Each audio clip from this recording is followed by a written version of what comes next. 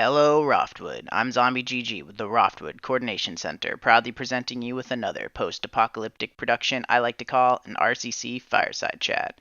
This episode is the second part of a discussion I had with the great and renowned Bob Moncrief. Thanks for tuning in, and I hope you enjoy the show.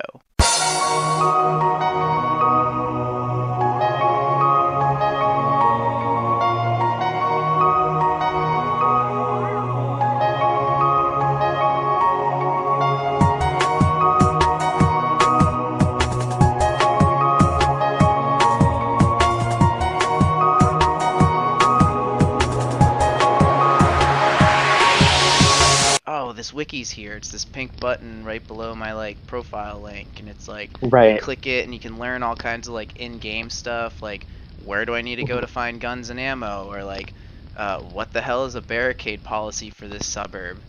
How do I enter any building in the suburb? I have no idea.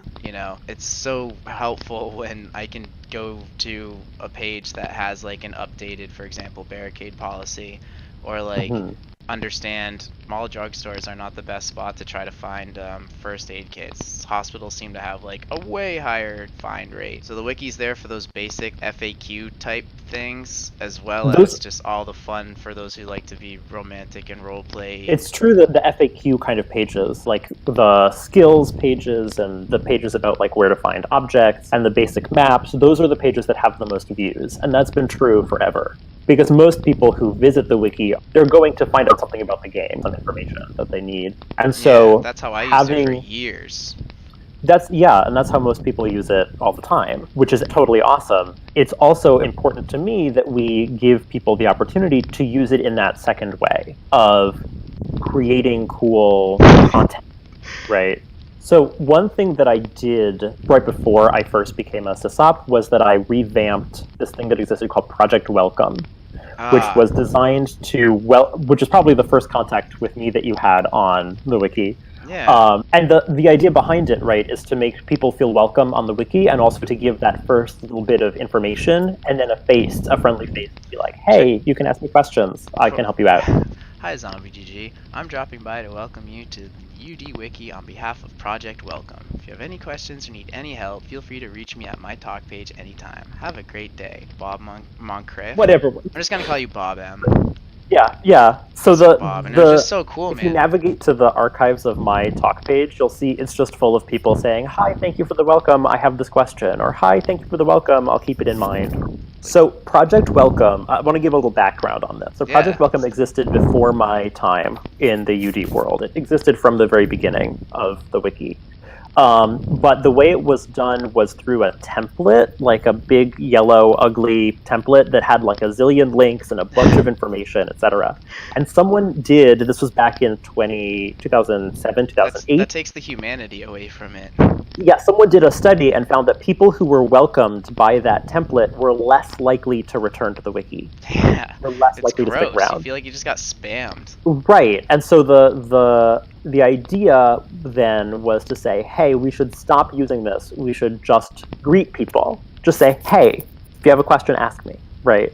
Because that's what actually gets people to stay, being like, hey, do what you want. If you mess up, it's okay. If you have questions, you know where to go. When I showed up, there was no Project Welcome active, because what really happened after they did that study was they just sort of killed the project. So instead, people just sort of wandered in and did whatever, and then maybe someone would come and show up and help them out, but mostly people were on their own. And so I said, hey, I don't want that. I want people to feel welcomed. I want people to feel like this is a community and a space that they can be in. And so I've been welcoming people ever since. And Project Welcome is a project, so it's for everybody. So people can sign up and can greet people also. It's not just me, it's for the whole community. So if any listeners out there are interested in being part of it, just go to the Project Welcome page on the wiki, and you can see there's a little sign up spot and it gives instructions. Project Welcome, Project Timeline, there's so many things to do on the wiki, man. Yeah. It blows my mind. And the archaeology, the preservation. There's some crazy stuff out there that no one is carrying the torch anymore. So unless you actually do some this archaeological digging, you'll never find it. What is this? Here's a link. Space goldfish. a natural outgrowth of the PMAC, but currently containing none of its original members. And see, this is a page that I've never visited before. I've never seen Space Goldfish, and I've been on the message right now.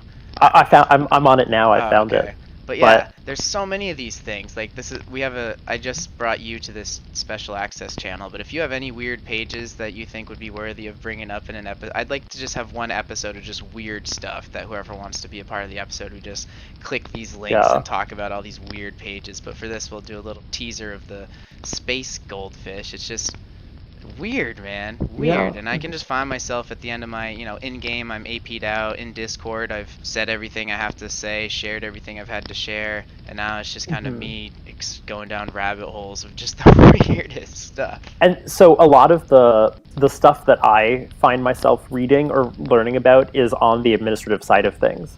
So I'm interested in the history of the administration of the wiki, and there's so much that happened even before I got there in 2011. Like various, I don't want to say dramas, because it's more like various hammering out of a system of governance, right? So if you go to all the policy pages and you look at the approved policies and the rejected policies, and you can see like people have been trying to create the best system and the best space that we can since 2005. Damn. Right? Since the very beginning. All just players from this Urban Dead text-based MMORPG. Right. It's so funny cool. to me. Anyway. Enough of like the wiki stuff for a bit. We can take a break from that. Let's just inform the listeners about how you and I met in game a little bit. Talked briefly about our encounters with the Scourge, but also when you guys first came to Roftwood and you were just like eating everything in sight, and the only thing we had left to hide in was the Courtly Library, and then you guys ate that too. Yeah, it's visceral, right? I think visceral is the right word to me. Okay. Because the interactions between, I'm trying to think how to frame this. So back before I came to you with a lot of drama, like in Discord DM, because you kind of gave me that avenue, being friendly on the wiki, and then I'm on the Urban Dead wiki Discord, and I was like, freshly back to the game, and I was, we had that little talk about like, dude, am I actually having fun, right now? And that was pretty important for me. But yeah. So from my side of things, right? So we had been, so the Scourge had been in operation for going on 2 years at that point. And we'd traveled around. We'd had a whole residency at Fort Creedy, where we were for like a couple months. A residency at Fort Creedy. Well, we did. Just the way you phrased that, man. I don't know. Just being on different sides of the battlefield. It's like, oh, you guys just ripped Fort Creedy to shreds and murdered all my like brothers over there wearing their Fort Creedy dog tags and stuff. Right, and we're like, oh yeah, we just hung out for a couple months. I can laugh at it now, but yeah, there was a point when we had been traveling around, and most of the city is not super packed with people, right? So it was moving between the places that were more densely populated. So we came down to Roftwood because it was sort of on our way to where we were headed. It wasn't really at least our original thinking, it wasn't our, like, we're going to go there and smash it up, right? I don't think there was anything to know about that spot. I don't mean to, like, pat myself on the back too much, but, like, when I came back, I was like, Roftwood, what happened? Like, I remember Roftwood was, like, the center of the survivor security zone. Like, when I left Roftwood in 2000, I logged off in, like, 2008 or whatever, and I come back, like, 9 years later, and it's like, where is everyone? I see Benigno, but he's just by himself, and I don't see any more zone defenders, and it's like I was going hard bringing Roftwood back. And we showed up sort of right at that moment when all of that was happening. So to us, we show up and we're like, we're gonna smash some buildings and eat some people, and then suddenly we had resistance to that. like because we were used to, most of the time we would smash things up, people would move, right? They would do river tactics and move out of the area, and then we would move on and they would come back. Right, but instead we had people actually like resisting and kicking us out of buildings and like combat reviving and I came from the era where you fought, man. I came from the era of the old school sieges and stuff, and I'm like, come on guys, let's freaking hole up, arm up. You're not gonna let these zombies eat our suburb. No way. You gotta put bullets in these boys. to me, it was so exciting because I'm like, wow, they want to fight us. We should stick here and fight them. So that's what we did. And then all of a sudden, I had this guy showing up and talking to me. I didn't think of it as drama. I just thought of it as you being like, hey, I want to talk about this experience, right? And being like, you violated the rules of Courtly Library and you've like destroyed our home and we're gonna get exact revenge on you. I'm like, what is happening? I was such a RP nerd. I still am. No, it was great because we hadn't really encountered that before. We had a couple of times, but normally it was more someone being salty rather than someone putting up a fight, right? Yeah. And so I was just so thrilled. I was like, yes, let's stay here. And so we came back. We visited Roftwood several times over the course of a few months. You farmed us. It was heartbreaking the first time. We've been to, over the course of 2018, we visited Roftwood 3 times. Yep. Three like chunks of times pretty separated from each other. Yep. And I think that says a lot because I'm looking at, so the Scourge has this page called the City Index where we keep track of all the suburbs you visit and you can click on any suburb. And most of the suburbs you click will like, we've ruined some buildings or we've gone through and ruined most buildings once, right? And then we're like, okay, we're not going to come back. It wasn't that exciting. But Roftwood we keep coming back to because it's so much fun, right? It's so much fun to like actually compete in the game, right? Yeah. So and likewise, man, it is fun. It's just like, I don't know, it gets our heart rates going, and it really like. I take this quote from Lord Mullick, and I've shared it all over the internet now, and I don't know where he got it from, but he gave it to me, and it's just steel sharpens steel.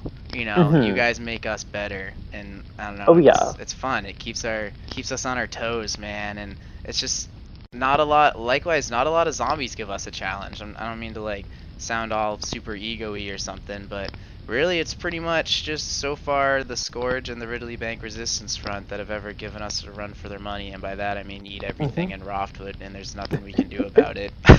Yeah. Except just give you guys the best fight we can. I totally agree with that quote of steel sharpens steel. Because for us, a lot of the time, like, we try to keep the Scourge very approachable and friendly to new members. We're like, hey, you can drop into our strike times anytime, like, where we keep people informed of where we are so people can come eat with us, right? But when we were in Roftwood, we really were much more on the ball. We were like, okay, we're going to be at strike time. We're going to be very coordinated. And it, like, got us more oiled as a war machine. Yeah, it made us less lax. It builds like bonds of camaraderie too. We have like a history of like, you know, like war wounds. You know, we got scars we share together and stuff like that. It's just wicked fun. The first time we really gave you guys hell. The second time I was like, still had a bit of a calloused heart, so we did river tactics the whole time. We just all watched that movie Dodgeball and just dodge, dive. Yeah. That was our whole propaganda against the second Scourging. And then the third Scourging, we, you know, wanted to give you guys a good spirited fight.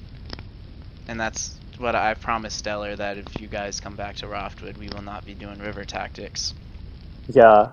It's just not fun. That's like a lot of my guys, the Roftwood Elite and stuff, and the Malton Medical staff. Roftwood Elite likes shooting guns. Malton Medical staff likes healing and reviving. And, you know, it was green suburbs, there's not a lot to shoot and there's not a lot to heal. And, I don't know, you guys just literally bring entertainment to our doorstep. So, it's welcome. I can definitely... So I'm also in the East Backtown Defenders with my original alt.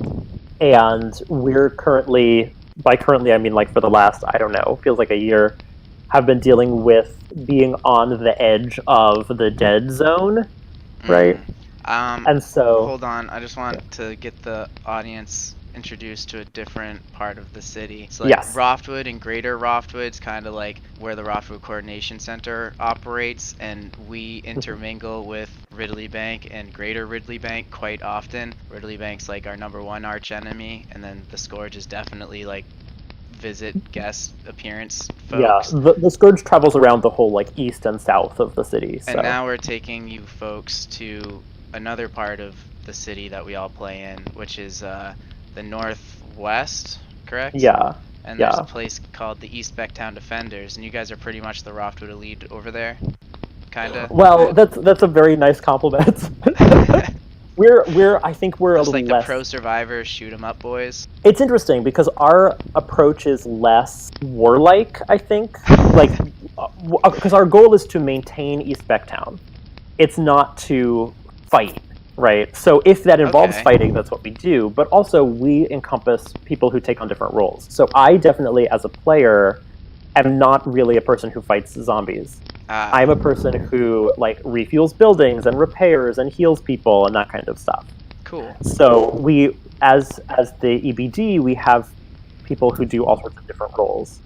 But yeah, we're in the greater Kager Mall area. That's probably the best reference point for most people. And the greater Kager Mall area has been very hotly contested. If you go to the suburb danger map, right, you can see that all of the suburbs around Roftwood are all red and orange and yellow and have been like that for a year, since the area to our west has all been occupied by the dead. And that's why it's gray. Yeah, that's why that's all gray. That's beyond the scope of what we can deal with. But it's beyond red. It's like Ghost or whatever. It's like red is pretty bad. It's bloody and messy and a lot of death, and gray is just like the corpses have all been picked. It's just boneyard and stuff.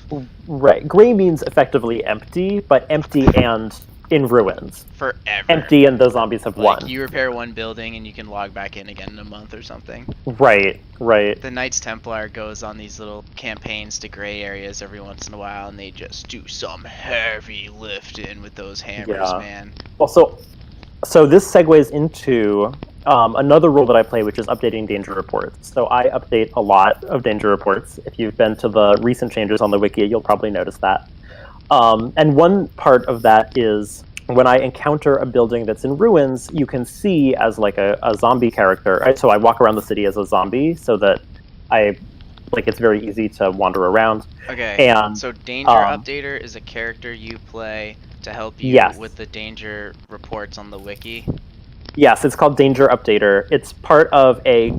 So if anyone sees Danger Updater in game, just slap them with the newspaper, shoot them in the go for it. Okay, cool. So Danger Updater walks around the city, and I update danger reports based off of it. And in the process, if there's a ruined building, you can see its approximate level of ruin. So from 1 up to 10. And 10 means that it's... I'm going to look this up so I don't say the wrong numbers, but I think it's something like 70 or 90 days ruined. Wow. Yeah, it's 71 or more days ruined. Wow. And that means that it takes 71 or more AP in order to repair it. So if you look on the wiki and you find a page and the danger report says ruined with level 10 plus decay, that means it's at least 70 AP to repair. And people who do 70 or more AP repairs, it's called extreme repairing. So there are people who have characters, all they do is they extreme repair buildings. So it sounds like that's what the Knights Templar is doing when they visit gray suburbs, is they're extreme repairing buildings. It just blows my mind. Is there a page that has the biggest repair rates screenshotted or something? It's called the Extreme Repair Gallery. I think the biggest repair is 644 AP. Oh, man. I really do feel like I get a lot of personal growth out of this. As weird as it sounds to say that I learn anything from this or any video game, it's like, because I want to make a good big community, and to do that I have to figure out how to make that work for a lot of different types of people from all over the world, from time zones to language barriers and things like that. Roddy Winters is the historian of the Knights Templar. I don't know if you heard that episode, but I relate to a lot of what he says about it's just so fascinating to hear who these people are in real life and where they're from and what they do. Right. I've learned some really cool things about a lot of people, and even though they might be on a different side of the battlefield or something, or way on a different side of the city, it takes all these people to make this game work, and all these people are actually humans behind the character. Through the Scourge and through the other groups I've been in, but really the Scourge I think most of all, I've really gotten to know a lot of people, which is very interesting, especially because so many people... So the Scourge is multi-continental, we have members from all over the world, really seriously all over the world. And so getting to talk to people and know people who have a common interest, but who are in Australia or Japan even. it's a new experience because this kind of thing happens because of the internet, right? Where it's never really happened through previous modes of communication, right? It's hard to build a close relationship with someone by telegraph, right? Yeah, the old school pen pal style. But so I know, even since this was before I played Urban Dead, but like when I was in high school and stuff, I made friends online who I like were among my closest friends, and they lived in different parts of the country, different parts of the world, but still, like, these are my friends. These are people who I know and care about, which like a lot of people I know who are not on the internet at all or not involved in online communities don't get at all, right? They don't get that you can make a close friendship with someone without ever seeing their face. Exactly. It's like, I guess, I'm refining my thoughts a little bit the more I speak to them or speak about them, and it's like how it makes me grow as a person and where I feel like it's worth the time I spend. It's not necessarily monetary, like it's not going to help me like on the next big win on Wall Street or something, but like I guess the kind of human I am, I get a lot of fulfillment out of those kind of connections you're talking about, where it's like, I don't know, that's enriching for me. That's like the growth that I learn more about different people, and it, like, I don't know, makes it, it's a type of fulfillment that you can't put a dollar sign on. It's not really quantifiable or something. But I totally feel it, you feel it, and I think that's where our passion is, to contribute to these communities and water these communities and, help grow some like really cool shit that other people can enjoy. Totally. I've kind of sensed that about you, and now we've had this conversation, and I feel like I know that about you now. I can relate to it myself. It's cool we come at it from different angles, you're way in the East Becktown Defenders and the Scourge, and I'm like Roftwood Elite, and then I got the Rotwood Elite running around and stuff. Man, it could be kind of funny if we even like scheduled like a fight or something for like a month or whatever, like July fight, where it's like the Scourge go after Roftwood and the Rotwood Elite go after like East Becktown or something, and we just do like a 1 month showdown or whatever. I don't know. There have been, so the closest to that that's existed are things like the 5th of November, right? Okay. Which hasn't happened for a few years. I've heard the expression. Right. So in Urban Dead for quite a few years, there was a tradition where survivors on the 5th of November would try to retake the Blackmore building in Ridley Bank. Yeah, okay. And with varying levels of success, sometimes unsuccessfully. It's probably sometimes they held it. Ridiculous building. That's a tall order. Right, but sometimes they were able to hold it for quite a while through very intensive siege, right? And it is that idea of like, oh, we're going to schedule a fight, we're going to schedule an event, and I think having that sort of schedule has worked for a lot of groups and events like that in the past. So, for example, the Big Bashes. I first started playing as a zombie with one of the Big Bashes. Big Bash 4, I think. Dude, that's so crazy. I feel like I think I just came back to the game for a brief bit just for the Big Bash 4, because I heard it was so hype. Even like before like social media, like pre-MySpace, that was hype. Yeah. Like I think people are hitting me up on AIM, like old school people who are like, yo dude, Big Bash, you gotta log back in, man, it's nuts. Roftwood's like 20 zombies in every tile. It's like, what? And I remember that Big Bash 4 just coming back for that event, as you call it. Yeah, and having that kind of event, that kind of scheduled thing, really brings people back and really gets people engaged. But it's hard to do, especially in the modern era, right? The 2010s Urban Dead, there isn't the player base to be able to have an event like that going on all the time. Yeah, it's I think that would be cool. We can work out the detail. Where do you actually rank in the Scourge? Are you like a shot caller, or is that like information you don't care to disclose? So I'm not going to talk too much about our system of organization. That's fair. I respect that. I think I can disclose this. For the Scourge, the point at which like hierarchy and command is most important is during a strike, right? So we have a much stricter system of who's in charge when we're running a strike, because if you don't have someone who's calling the shots, then it's totally a mess and inefficient. Yeah. But I don't want to reveal like who does what with that process. But we'll do another series later when we have like refined things we know we can talk about. I want to do like a 2019 Scourge series and bring like you and Stellar in the mix. That'd be juicy. Yeah. But yeah, a scheduled fight in the events were cool. I remember participating in like this thing. I thought it was an event, the Blackmore Bastard Brigade. It was kind of like what you were saying, the 5th of November. Maybe it was the 5th of November and the Blackmore Bastard Brigade was like the big organizing group that everyone just threw the tags on to participate in the event. I don't know. I remember Ron Burgundy was the one who got me into it. If I could just have one wish in Urban Dead, it would be to just summon that person back to the game.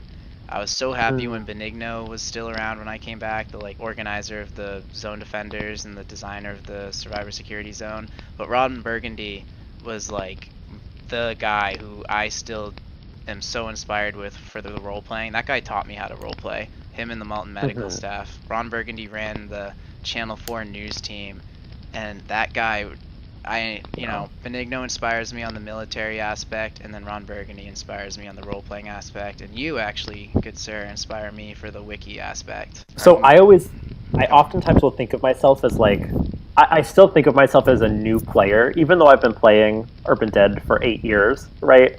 I still think of myself as new because there are so many characters, so many people who existed in that first period, the first 3, 4, 5 years of the game, who I never overlapped with, and who are such a big, important part of the history of the game.